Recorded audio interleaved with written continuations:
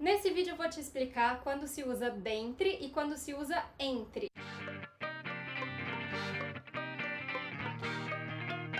Muita gente acha que essas duas palavras têm em português uma mesma diferença que existe na língua inglesa, que é, existe uma palavra para indicar quando a gente está comparando dois elementos, que em inglês é between, e uma quando você tem mais elementos, que é among. Mas em português isso não existe. Entre e dentre não são regidos por essa lógica. Tem uma outra explicação, um outro princípio que justifica o contexto adequado para cada uma dessas palavras. O entre é a palavra que a gente usa quando algo diz respeito tanto a dois elementos, como entre mim e você, quanto a mais elementos, como eu estava entre os vencedores ou eu estava entre os competidores, não importa o número de elementos, o entre é uma palavra apropriada. A palavra dentre é uma junção de duas palavras, a preposição de e o entre.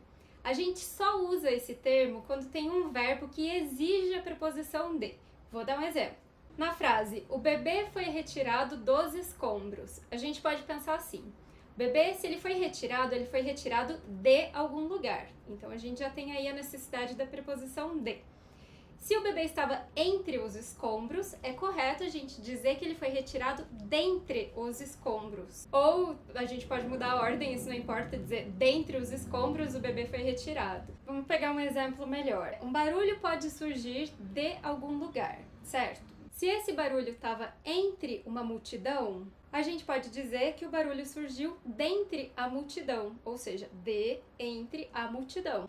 É bastante comum a gente encontrar na internet ocorrências do tipo, dentre os meus motivos estavam, e aí vem uma lista de motivos.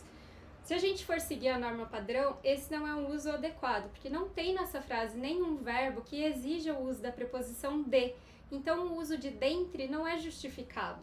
O entre bastaria. Repito que isso não tem ligação alguma com o número de elementos. Se vocês tiverem ficado com alguma dúvida, vocês podem deixar comentário aqui embaixo. Se alguém achou estranho eu ter falado entre mim e você, a gente tem um vídeo só sobre isso, também vou deixar o link aqui, vocês podem assistir. E compartilhem o vídeo se tiverem gostado, lembrem de se inscrever no canal para receberem notificações das próximas postagens. Até mais!